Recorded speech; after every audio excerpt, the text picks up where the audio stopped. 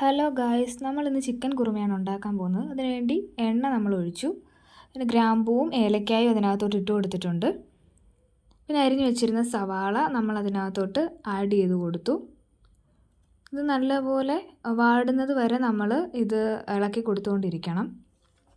ഒരു ഗോൾഡൻ കളറൊക്കെ ആകുമ്പോഴത്തേക്കും നമുക്ക് ഇത് നിർത്താം. 4 പച്ചമുളക് അരിഞ്ഞ് കീറി വെച്ചിരുന്നത് അതിനകത്തോട്ട് ആഡ് ചെയ്ത് കൊടുത്തിട്ടുണ്ട്.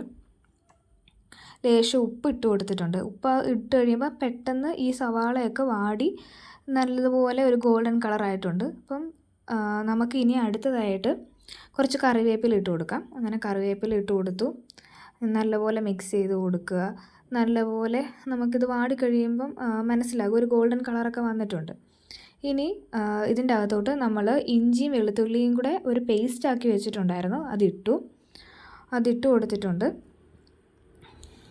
ഇതൊക്കെ നമുക്ക് ടേസ്റ്റ് കൂടാനായിട്ട് ഹെൽപ്പ് ചെയ്യുന്ന കുറേ സാധനങ്ങളാണ്. ഇത് നമ്മൾ ചിക്കൻ കുറുമ ഉണ്ടാക്കുന്നതുകൊണ്ട് തന്നെ നമ്മൾ മുളക് പൊടി ഇടത്തില്ല, പകരം കുരുമുളക് പൊടി ഇട്ടിട്ടുണ്ട്. അപ്പം കുരുമുളക് പൊടി ഇട്ട് കൊടുത്ത് നല്ലതായിട്ട് ഇളക്കി കൊടുക്കുക. നല്ല രീതിയിൽ മിക്സ് ആക്കി കൊടുത്തതിന് ശേഷം നമ്മൾ അടുത്തതായിട്ട് ഇടാൻ പോകുന്നത് കുറച്ച് മല്ലിപ്പൊടിയാണ്. അപ്പം 3-4 ടീസ്പൂൺ മല്ലിപ്പൊടി ഞാനിതിന് ആഡ് ചെയ്ത് കൊടുത്തിട്ടുണ്ട്. നമ്മളെടുക്കുന്ന ചിക്കൻ്റെ അളവനുസരിച്ചും ഒക്കെ വേണം നമ്മൾ മല്ലിപ്പൊടിയൊക്കെ ആഡ് ചെയ്ത് കൊടുക്കാനായിട്ട്. അപ്പം മല്ലിപ്പൊടി ആഡ് ചെയ്ത് കൊടുത്തിട്ടുണ്ട്. അപ്പം നല്ലപോലെ മിക്സ് ചെയ്ത് കൊടുക്കുക. ഞാൻ ചിക്കൻ ഓൾറെഡി അടിച്ചു വെച്ചിട്ടുണ്ടായിരുന്നു കുക്കറിൻ്റെ അകത്ത്. ഇനി നമ്മൾ ആ ചിക്കൻ എടുത്ത് ഈ വഴറ്റിക്കൊണ്ടിരുന്നതിനകത്തോട്ട് ആഡ് ചെയ്ത് കൊടുക്കുക. പിന്നെ ക്യാപ്സിക്കവും തക്കാളിയൊക്കെ അരിഞ്ഞ് വെച്ചിട്ടുണ്ടായിരുന്നു, അതൊക്കെ നമ്മൾ ഇതിനകത്തോട്ട് ലാസ്റ്റ് ആഡ് ചെയ്ത് കൊടുത്താൽ മതി. കാരണം ഇതിന് ഒത്തിരി വേവും കാര്യങ്ങളും ഒന്നും ഇല്ലാത്തത് കൊണ്ട് തന്നെ ഇത് ലാസ്റ്റ് നമ്മൾ ഈ ചിക്കനൊക്കെ ഇട്ടതിന് ശേഷം ഇതിൻ്റെ അകത്തോട്ട് ഇട്ട് കൊടുത്താൽ മതി.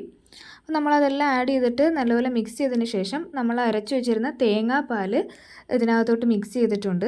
അപ്പോൾ തേങ്ങാപ്പാൽ ചേർത്ത് കഴിഞ്ഞിട്ട് നമ്മൾ അതുപോലെ തന്നെ കാഷ്യൂനട്ട് പൊടിച്ച് പേസ്റ്റ് പോലെ ആക്കി വെച്ചിട്ടുണ്ടായിരുന്നു. ഇതൊക്കെ നമുക്ക് കുറച്ചും കൂടി ടേസ്റ്റ് കൂടാനായിട്ട് ഹെൽപ്പ് ചെയ്യും. അപ്പം ഇനി നല്ലപോലെ തിളച്ച് കഴിയുമ്പോഴത്തേക്ക് നമുക്കിത് ഓഫ് ചെയ്യാവുന്നതേ ഉള്ളൂ. സോ ഇത്രയും ചിക്കൻ കുറുമയ്ക്കായിട്ട് വേണ്ട കാര്യങ്ങൾ ഇതൊക്കെയാണ്. അപ്പോൾ നിങ്ങൾക്ക് ഈ വീഡിയോ ഇഷ്ടപ്പെട്ടിട്ടുണ്ടെങ്കിൽ ലൈക്ക് ചെയ്യുക, ഷെയർ ചെയ്യുക, സബ്സ്ക്രൈബ് ചെയ്യുക. താങ്ക്